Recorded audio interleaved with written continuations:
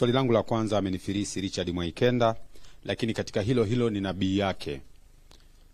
Mkurugenzi, tusaidie Watanzania kuwaondolea sintofahamu na yale maneno ambayo yamekuwa yakizagaa sana mtaani, kwamba kwa sababu ya kuzidiwa kwa wagonjwa MOI imekuwa na maamuzi ya haraka kwa wale waendesha bodaboda, kwamba wakifika wakiwa na mivunjiko basi faino yao ni kukatwa miguu ama mikono. Hebu wasaidie Watanzania, jambo hilo lipo. Lakini swali langu la pili, kama ulivyosema mtaingia mkataba na baadhi ya hospitali.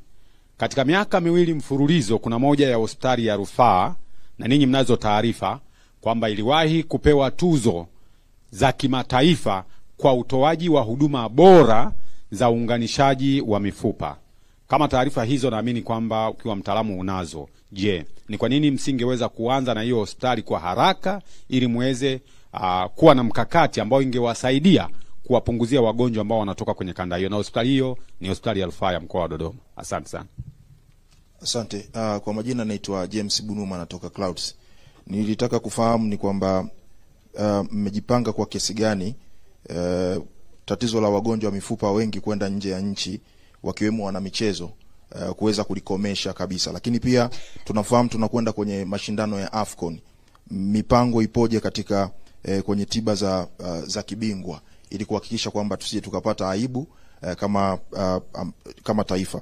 Lakini kuna wale waganga wanaotibu mifupa, labda mmeweza kwa kiasi gani kuweza kushirikiana nao kuweza kutatua pia tatizo hili? Asante. Asante sana kwa maswali yenu. Kama tulivyofanya mwanzoni, tunaanza swali la mwisho. Sisi hatuna mgogoro na wataalamu wa tiba asili, kwa sababu wagonjwa waliopo ni wengi, na kama ulinisikiliza kwa makini, hatuwezi kuwamaliza wote. La pili, sisi hatushawishi wagonjwa waje kwetu. Tunawaambia uwezo wetu, wao wanachagua kuja kwetu. Na hii tukumbuke ni sheria iliwekwa mwaka 1933 na wakoloni, ikitoa nafasi sawa kwa wataalamu wa tiba za asili na wataalamu wa tiba za kisasa.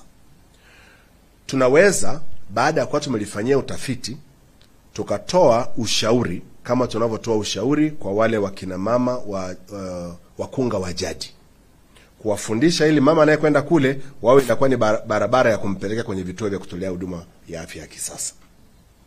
Nikwambie hivi, hili swali lako limezalisha utafiti ambao utafanyika, na katika miaka miwili tutakuwa na nafasi ya kujua nani anafanya vizuri, nani anachangia kwenye matatizo ya uvunjifu wa mifupa kuwa kubwa zaidi kwa afua anayoifanya yeye kuliko wenzake.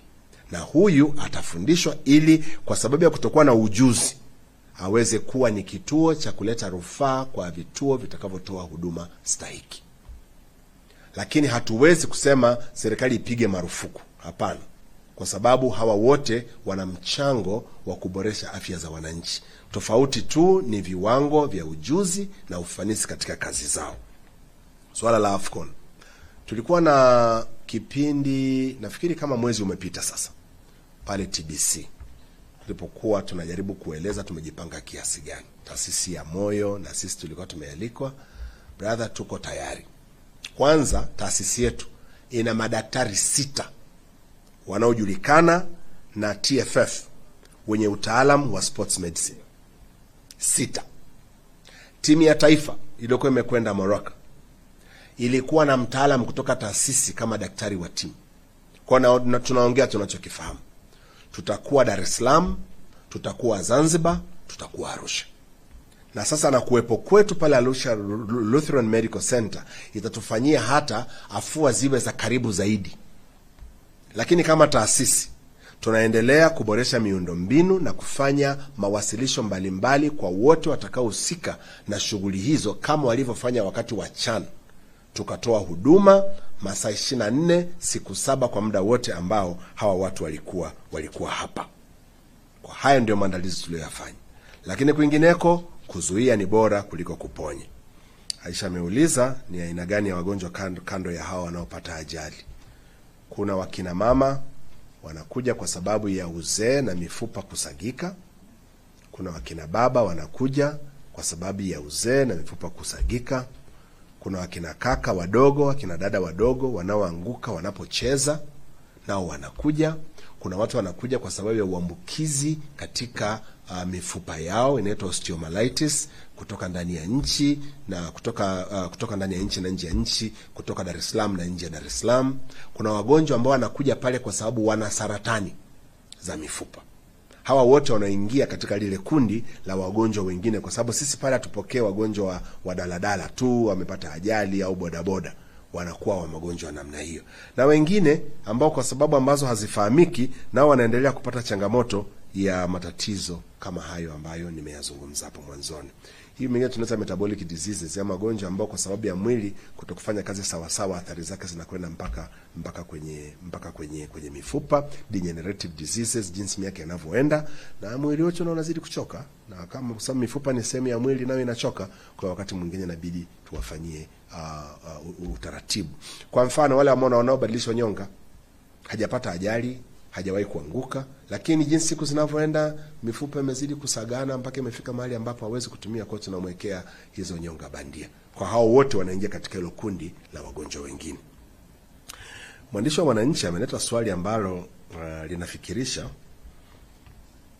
ile la kila mgonjwa anayekuja pale kwetu kwa sababu ya nafasi kwa finyu, na hawa watu ni kama vile tunasema wamejisababishia kwa kutokuwa uangalifu, basi viungo vyao vikatwe. Kwanza, maadili katika sekta ya afya hayaruhusu mtu kuondoa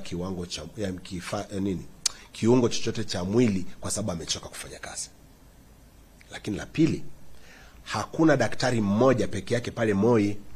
Madaktari wako wengi, na wanapokuwa kwenye zamu wanapokezana vijiti. Kwa kama mmoja amechoka, anaenda kupumzika, mwingine anachukua nafasi ile. Wagonjwa wote ambao mnasikia alipata ajali ya bodaboda, akaja Moi, mguu au mkono ukakatwa, kulikuwa hakuna namna ya kusaidia. Niwapeni mfano ambao nimeutoa mara nyingi sana hapa. Aliwahi kutokea dereva mmoja wa bodaboda, alitokea Temeke. Alipata changamoto Mbagala, wakampeleka Temeke. Akakaa Temeke siku 3. Hiyo siku ya 4 ndio akaja Moi. Sasa mimi huwa napenda kupita kuangalia wenzangu wanafanya kazi namna gani. Na sehemu ambayo kila siku wanapata nafasi ya kuitembelea ni pale kwa wagonjwa wa dharura, EMD, Emergency Medicine Department. Nikamkuta huyu bwana, kuangalia mguu, nikawa na mashaka kama ule mguu ulikuwa hai. Kwa nikauliza, ndugu zangu vipi? Wakasema huyu alipata ajali juzi, mshipa mkubwa wa kupeleka damu kwenye baada ya goti ulikuwa umekatika. Kwa hiyo kwa siku 3 hii sehemu chini ya goti ilikuwa haijapata damu. Kwa mguu ulikuwa umeshakuwa mweusi, umeshavimba. Sasa mgonjwa wa namna hiyo, sasa hakuna namna ya kufanya.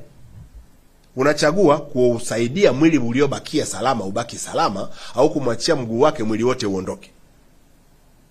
Nafikiri jibu liko bayana.